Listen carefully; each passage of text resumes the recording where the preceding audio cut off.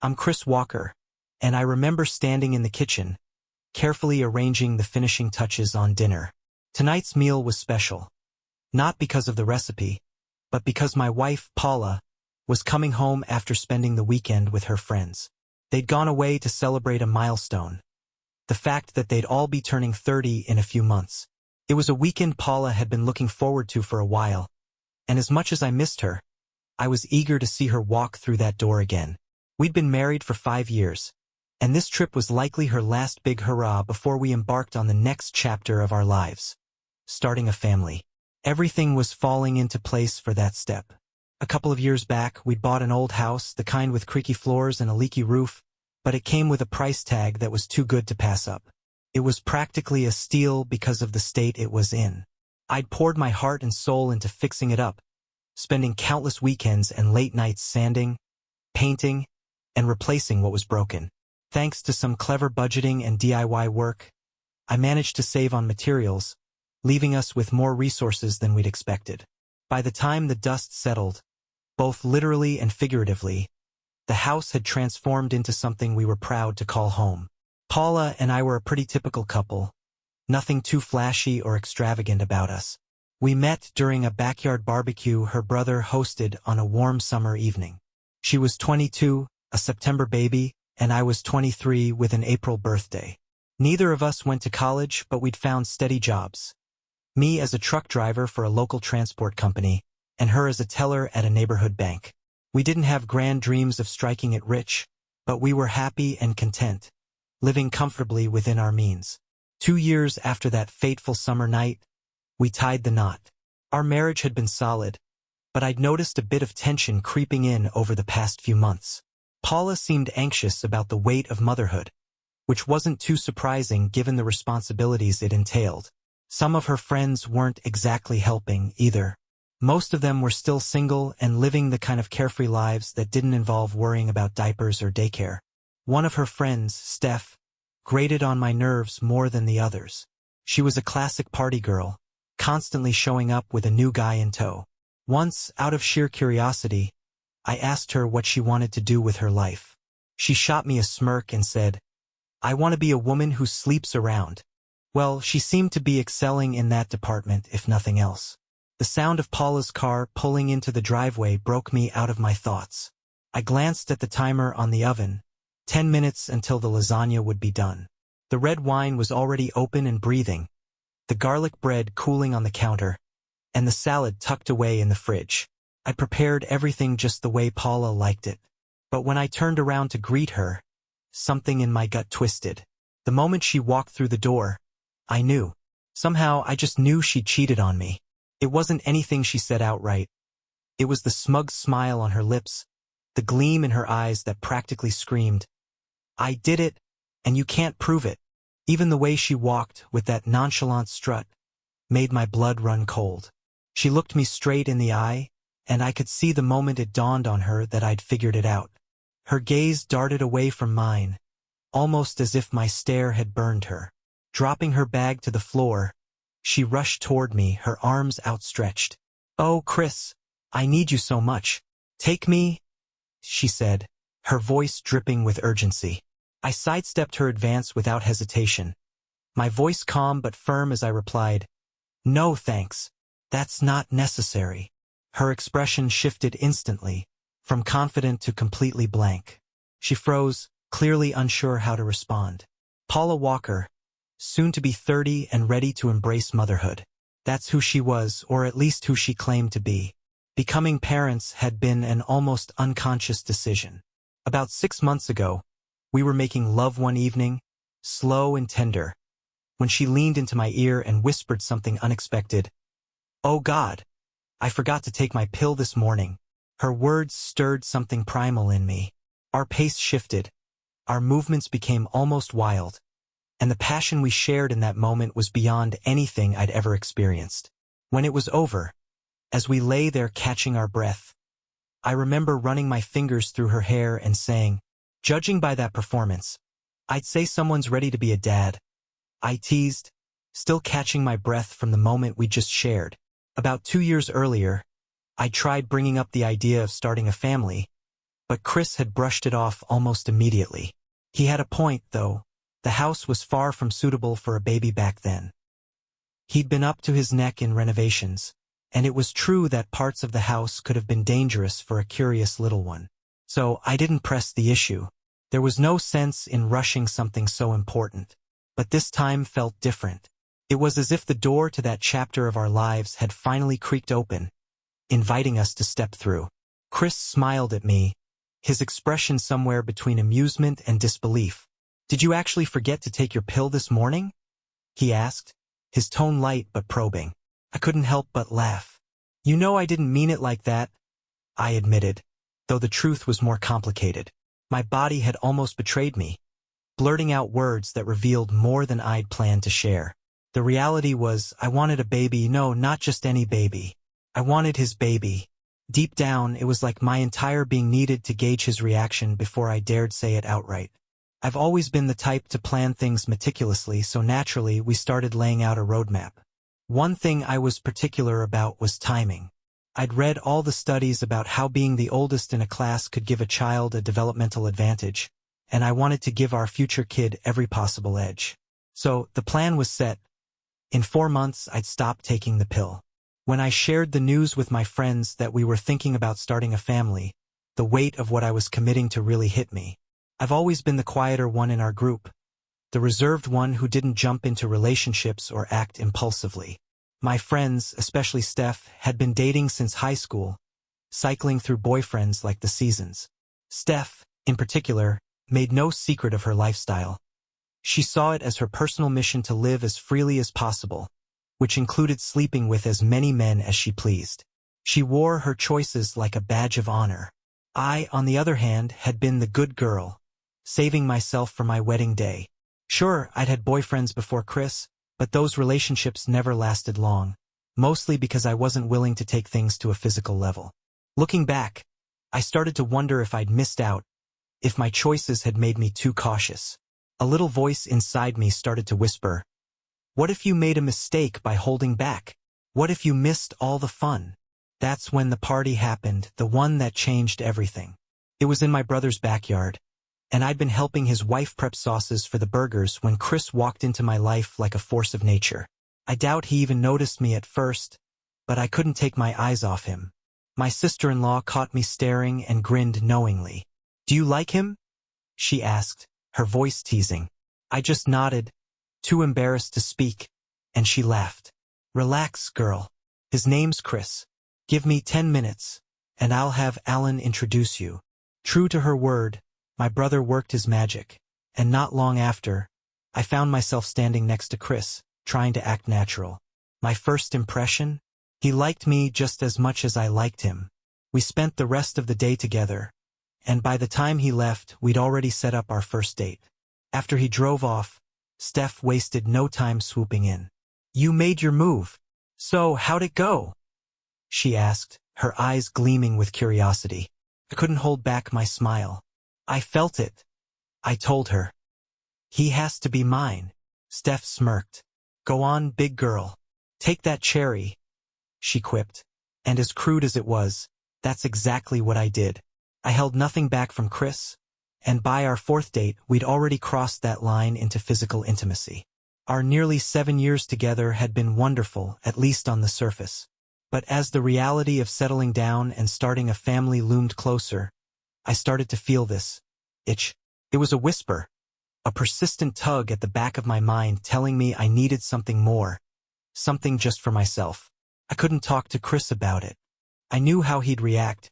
He'd drop the idea of having kids with me entirely, maybe even walk away from our marriage. I would never ask for permission to have an affair, but I needed to confide in someone. So I turned to Steph. She was horrified when I admitted what I'd been feeling. "How could you even think about that?" she exclaimed. "Have you fallen out of love with Chris?" "For heaven's sake, no," I squealed, my voice rising with frustration. "I love Chris. I want to build a family with him, to be with him forever. That's what I want for us. But there's this part of me that wants to feel like my body can make more than just one man happy. I can't explain it, Steph. It's like I need memories like yours about other men. Chris had plenty of women before me. I need more than this. Steph looked at me like I'd lost my mind. Oh God, Paula. You're crazy. Especially now. Why didn't you do this before? When you were single, Paula. You should have done this when you were still unattached. Steph snapped, her frustration barely contained.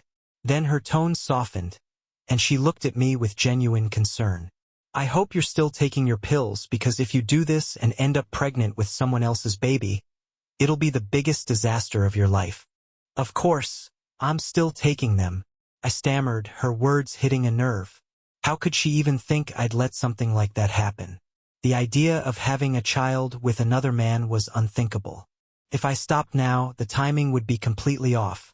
The baby wouldn't be old enough to start school at the optimal time. No, I had a plan. I would keep taking the pills for another 4 months, just like we'd agreed, and then I'd stop. But suddenly, a new idea struck me, and it felt so perfect it was almost poetic. In 6 months, we're throwing a huge party for my 30th birthday, I said, my mind racing. I'll keep taking the pills until after the party. That way I can do what I want, and when I come home I'll stop. The timing will work out flawlessly. I can even tell Chris that I'm delaying things by a couple of months to ensure that even if the baby is premature, they'll still be ready for the school year. As I said it, the logic of the plan filled me with a strange sense of relief. It all seemed so calculated, so safe. Steph's jaw dropped. How long have you been planning this? She asked, disbelief etched on her face. Since we decided to have kids, I admitted sheepishly, my voice barely above a whisper. Will you help me? Steph let out a long sigh, clearly torn. Do I even have a choice? You're going to go through with this whether I help or not. But if I don't, you're definitely going to get caught. She looked me straight in the eye, her voice taking on a desperate edge. I'm begging you to stop this, Paula. Just stop. Forget about the pills, forget about the party, and get pregnant with Chris. You don't need this. You'll regret it. I know you will. But despite her protests, the deal was struck. Steph reluctantly agreed to invite a couple of her male friends to the party. The other girls in our group weren't thrilled about the idea either, but they promised to keep it a secret from Chris. As the party drew closer, I threw myself into planning, determined to make everything go smoothly. I envisioned everything working out perfectly. One man on Friday night, and another on Saturday. When I told Steph about the plan, she just shook her head, exasperated. This is getting out of hand, she said. You've gone from one guy to 2 now? Sure, the men will be thrilled to sleep with you on different nights, but I'm worried about you, Paula. This isn't who you are. Her concern barely registered. I was too wrapped up in the excitement of my own scheme. The very act of planning it brought me a twisted sense of satisfaction. Every time I cuddled up to Chris at night, I felt a little thrill, as if I were getting away with something brilliant. I thought I was being so clever. But about 2 months before the party, something started to gnaw at me. It wasn't something I could easily put into words. More of an uneasy feeling that lingered in the back of my mind. Chris, meanwhile, was starting to notice things too. Normally, Paula would be brimming with excitement when she had plans with her friends, rattling off itineraries and showing him detailed maps of where she'd be going. But this time, he realized, she'd told him almost nothing. All I'd given Chris was the name of the hotel. There were no stories about spas or fitness centers, no discussions of nearby bars or restaurants, nothing that hinted at the kind of trip Paula usually loved to plan. And her phone calls with Steph were becoming increasingly secretive.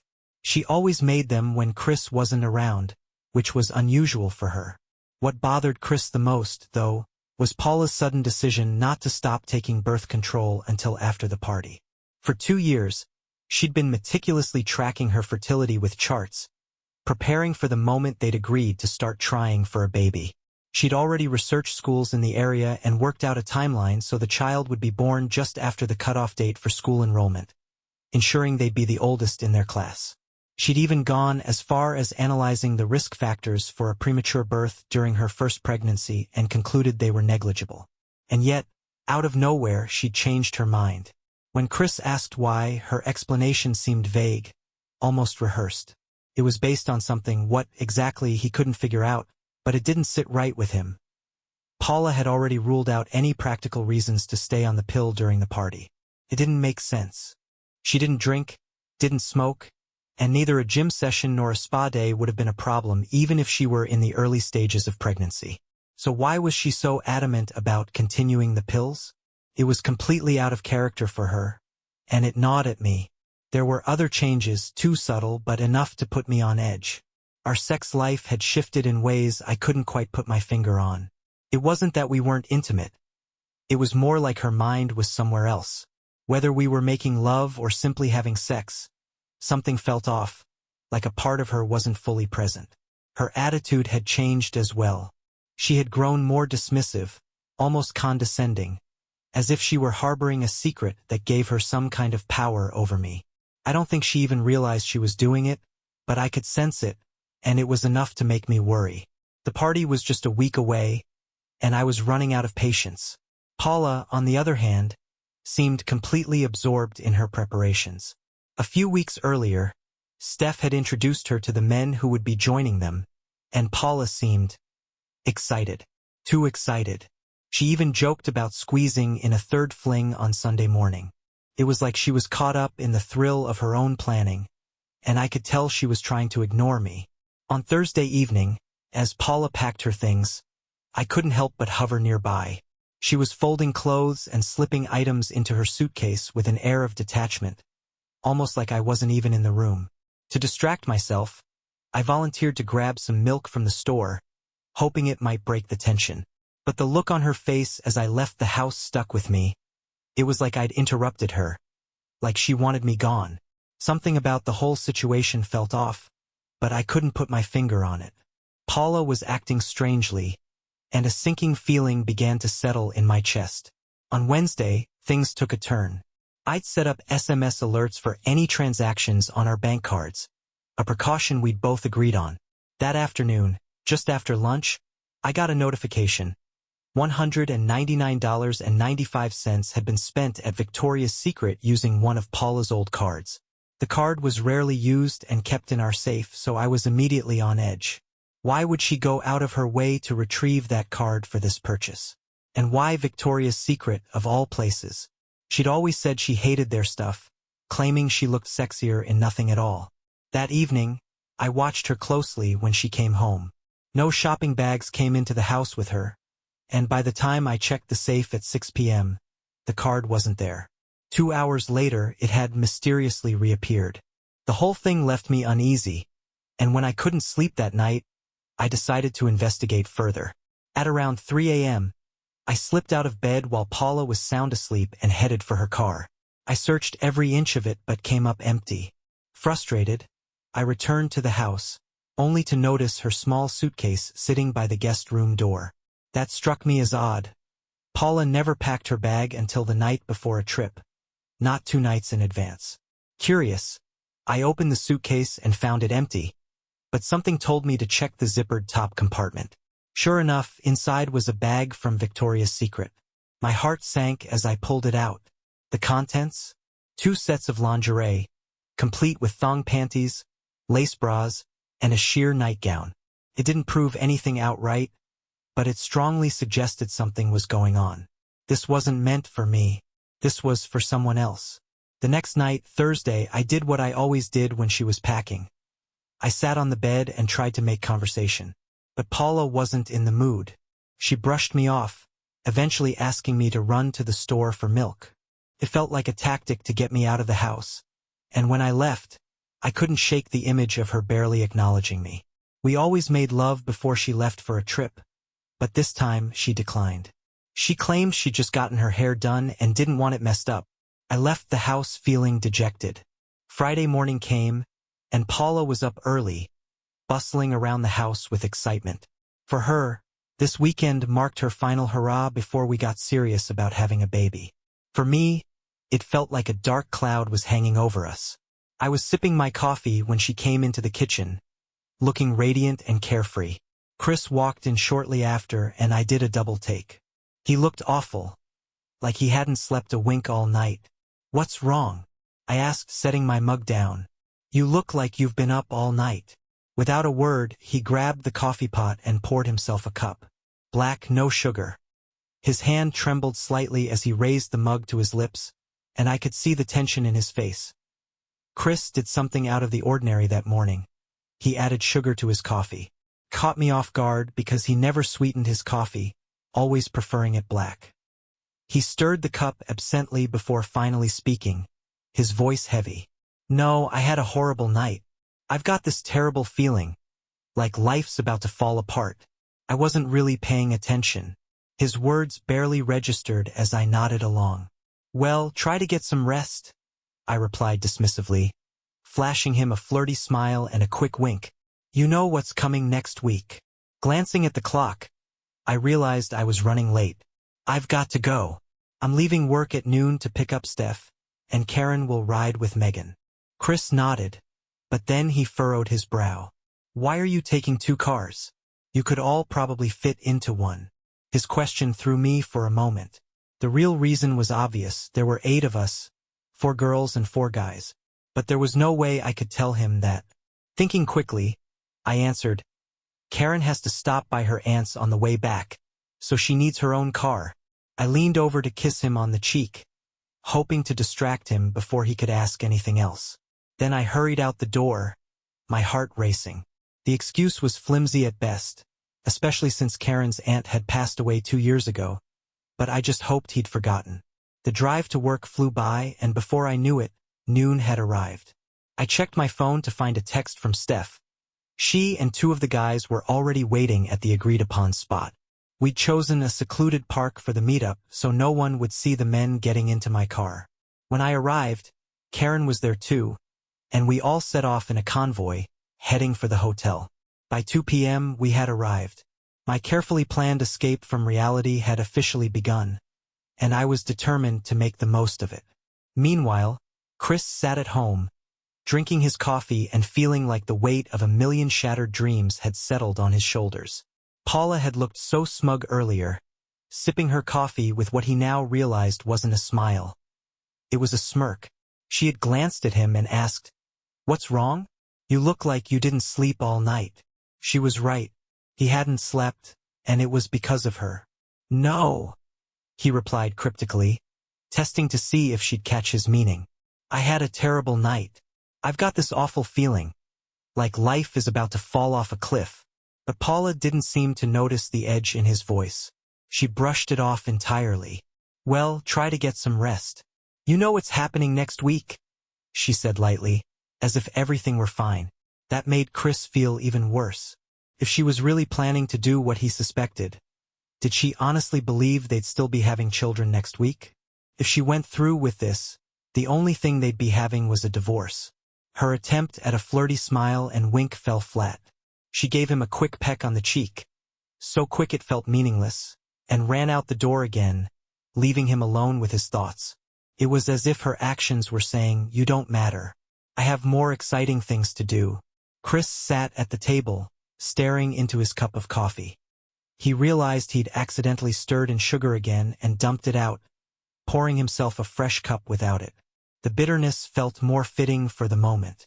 The nagging feeling in his gut wouldn't go away, and he decided it was time to act.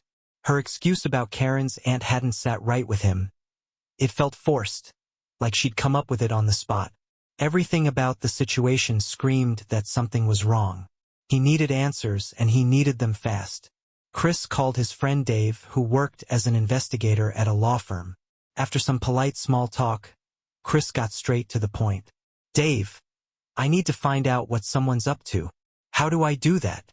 Dave's tone shifted from friendly to professional. "Who's the person, and what do you think they're doing?" Chris hesitated. He didn't want to drag Dave into his personal problems, so he kept it vague. "Why does that matter?" "Because there are different ways to approach this," Dave explained. "I need to know what your goal is before I can advise you." Chris sighed, realizing he had no choice but to come clean. "This stays between us, okay?" After a pause, Dave grumbled, "All right," Chris continued. "Paula went away for the weekend with Steph and the girls. I've got a bad feeling, like Steph convinced her to cheat on me." Dave let out a long sigh before responding. All right, you need a private investigator. We've got someone for that. Send me the name of the hotel and a photo of Paula. I'll set it up for you. I owe you one, so this will be on the house. With that, Dave hung up, clearly treating the matter as strictly business. Chris quickly emailed him the details, including a photo of Paula. Not long after, Dave called back. Okay, the private investigator will check everything out. We'll have a report for you by Tuesday. My advice? Try to forget about it until then. Don't go near the hotel, and only call Paula at the times you've agreed on. We need you to act as normal as possible, so she doesn't suspect anything and behaves naturally. Chris could hear the tension in Dave's voice. I know it's tough, Dave added. It might feel like I'm asking you to let your wife cheat, but sometimes life throws crap at you. You just have to be patient. Chris hung up, his mind racing. Patient? He wasn't sure he had the strength for that. You've just got to deal with it. That's what Dave had said, and his words echoed in my head all weekend. On Friday, I went to work like usual, but my boss took one look at me and sent me home. You look unfit to drive, he said, and he wasn't wrong. I spent most of the day wallowing in self-pity, nursing an ache I couldn't explain. Later, I wandered into a bar, had a beer, and then came home to sit in front of the TV. A football game was on, but I couldn't tell you who was playing or even the score. It was all just background noise to my swirling thoughts. Saturday passed in a haze. I worked in the yard, ordered a pizza, and went to bed early, trying to shut out the sinking feeling in my chest. On Sunday, I decided I needed to do something, anything, to make the day feel normal. I went grocery shopping for dinner, telling myself that no matter what happened by Tuesday, I wanted to enjoy the rest of the weekend at home. At the hotel, Paula's escape from reality was in full swing. Only 4 rooms had been booked, just enough to keep things discreet. Steph approached her, leaning in close and whispering, "Would you do me a favor and leave? I just want to spend the weekend with Chris." Paula blinked, taken aback. "Why would I do that? This is my little adventure. Please don't ruin it for me." Steph sighed, then grabbed Mark's hand and placed it over Paula's. "Mark, take care of my little Paula," she said before leaving with Mike. Mark smiled, and Paula followed him to their room. The excitement of the moment washed over her, and they barely made it inside before their hands found each other in light, teasing touches. Just as things began to heat up, the phone rang. It was Steph, letting them know they were heading to the spa. "Hurry up," she said. Paula hurried to the bathroom to change into a bikini that left very little to the imagination. When she emerged, Mark's gaze lingered, his thoughts obvious. "We could be late for the spa," he suggested with a grin. She laughed, brushing past him. "Take it easy, big guy. You'll have plenty of time for that." The afternoon passed in a blur of relaxation at the spa, followed by a dinner filled with laughter and drinks. By the time Paula and Mark retreated to their room, the mood was electric. The night didn't disappoint. Mark was everything she'd hoped for. Attentive, passionate, and eager to please. The next morning, Paula felt the effects of their night together in more ways than one. Some lingering in her stomach, and the rest evident in her underwear. Saturday played out in much the same way, only this time with Tony. They started the morning at an adults-only indoor pool, their chemistry building throughout the day. By the evening, Tony's approach was more intense. He tore her clothes off with an urgency that made Paula feel desired in a way she hadn't in years. By Sunday morning, her body was sore, her energy drained, but she didn't regret a moment. Driving home, she dropped Steph, Mark, and Mike off at the same spot where she'd picked them up. The idea of a third fling, something she'd once considered, was now out of the question. Her body couldn't take it, and she needed to be clean for Chris. She'd taken a shower that morning, scrubbing away any lingering evidence of the weekend's escapades. She wanted to look and smell like a woman who had simply been on a girl's trip. At home, Chris tried to keep himself busy. The anticipation of her return made the weekend feel like the longest of his life. He hardly ate, barely slept, and spent most of his time preparing dinner for Sunday night. By then, he'd convinced himself he'd been overreacting. Paula loved him, She wouldn't do anything to jeopardize their marriage. They'd both agreed long ago that cheating was a line they'd never cross. Everything would go back to normal once she walked through the door. He even caught himself whistling as he checked on the lasagna. But when Paula stepped inside, everything shattered. She parked by the house and checked her reflection in the rearview mirror. She looked the same as she had on Friday morning. No signs of guilt, no outward evidence of the weekend she'd just had. Even the soreness had faded, replaced by a renewed desire for her husband. Everything's fine, she told herself.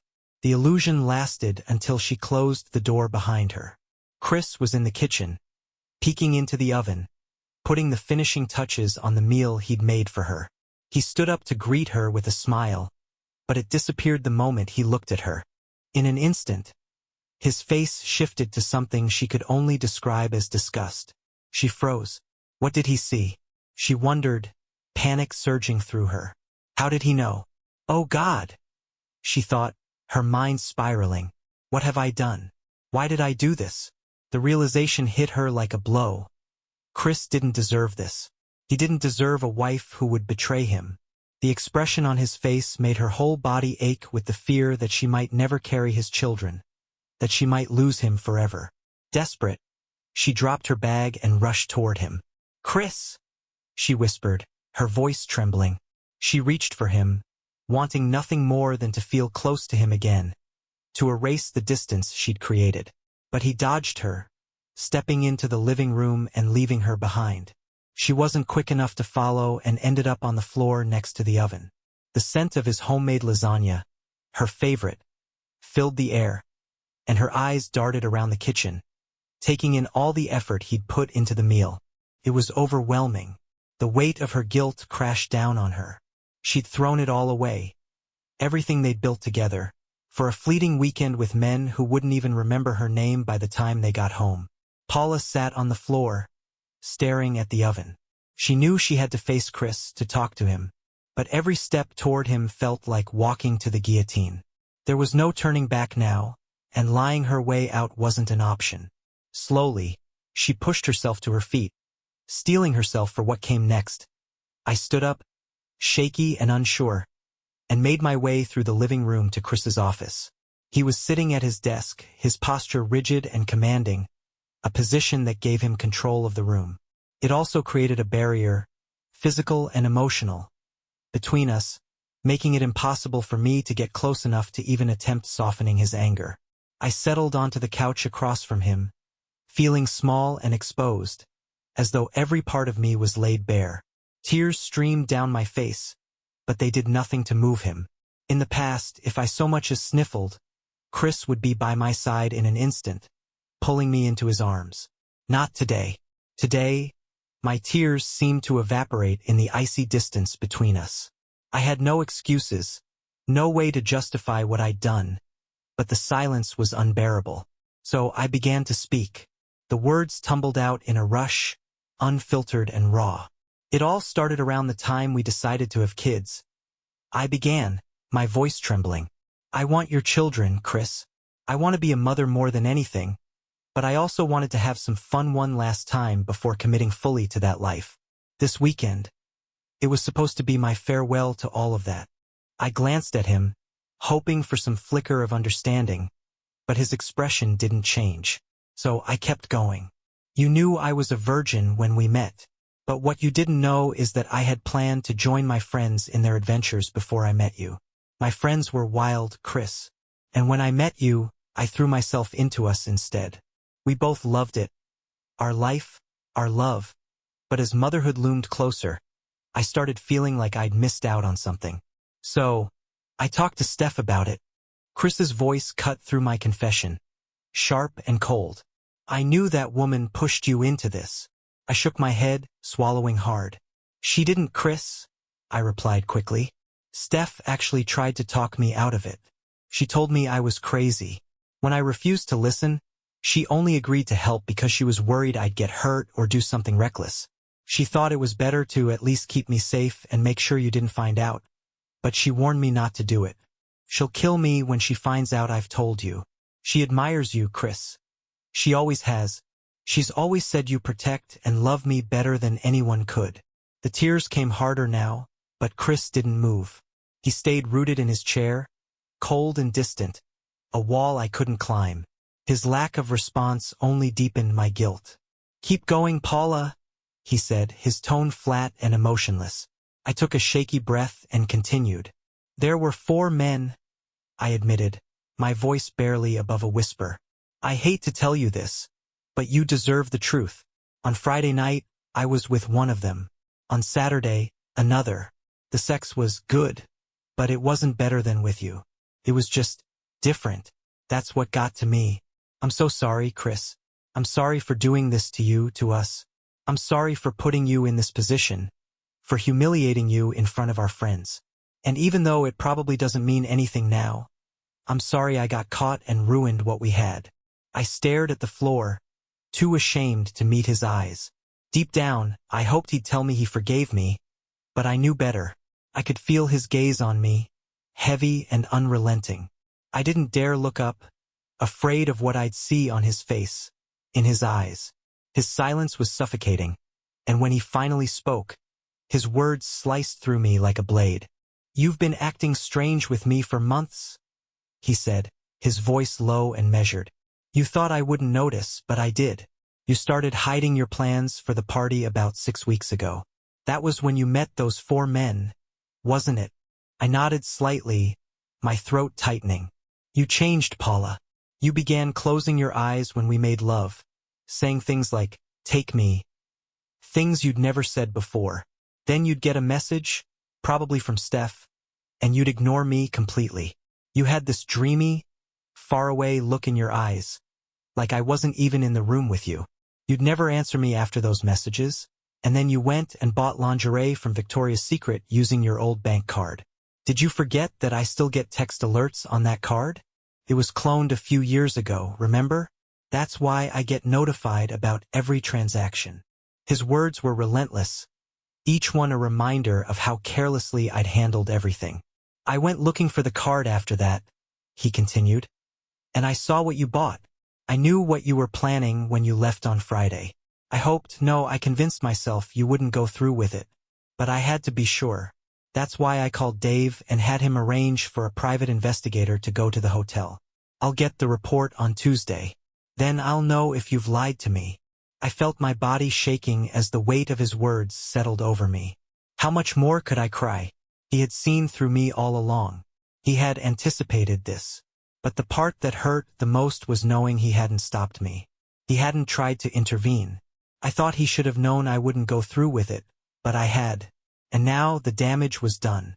The looming report was a ticking time bomb, and I could only imagine the details it might contain. Things I hadn't even admitted yet.